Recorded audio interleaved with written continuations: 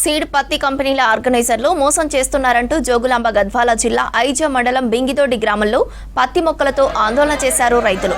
విత్తనాలు ఇచ్చేటప్పుడు ఒక మాట, తీసుకునేటప్పుడు మరో మాట చెబుతున్నారని ఫైర్ అయ్యారు. తమకు న్యాయం చేయాలని డిమాండ్ చేశారు. వ్యవసాయ అధికారులు కలెక్టర్ వచ్చేంత వరకు ధర్నా విరమించబోమంటూ ఐజ రహదారిపై బైఠాయించారు. దీంతో వాహనాలు భారీగా నిలిచిపోయాయి.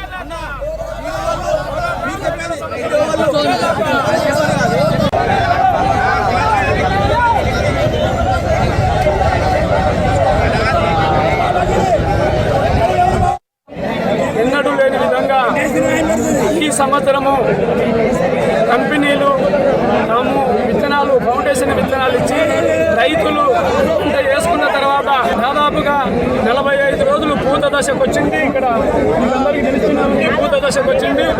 ఈ పూత దశలో మేము విత్తనాలు తీసుకోము అని ఇవాళ రైతుల్ని బెదిరిస్తూ వాటిని పీకేసుకోమని చెప్తున్నారు. ఇప్పటికే రైతులు దాదాపుగా ₹1,00,000 పెట్టుబడి, ఒక్కొక్క ఎకరం మీద ₹1,00,000 పెట్టుబడి పెట్టినారు.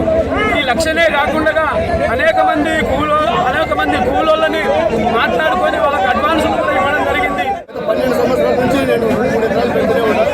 కాబట్టి ఇప్పుడు పోయినసారి ₹525 ఇస్తే కూడా ఈసారి ₹410 అంటే కూడా రైతులు ఏదో సరే సార్ మేము పండిస్తాము అని చెప్పేసి కూడా తీసుకున్నారు. అయితే ఇప్పుడు పూత దశలోకి వచ్చినాక మేము 2 క్వింటాలు తీసుకుంటాం, లేదంటే పెరిగేసుకోండి అది ఇది అని అంటున్నారు.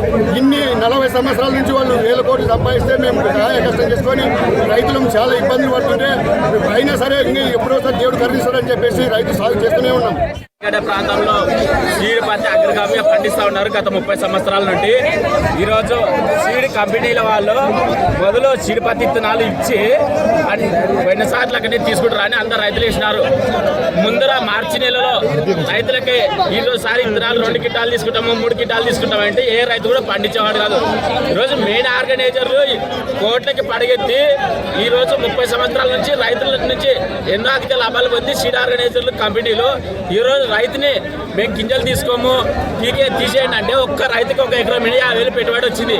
మళ్ళీ రైతుని ఎవరు ఆదుకుంటారు?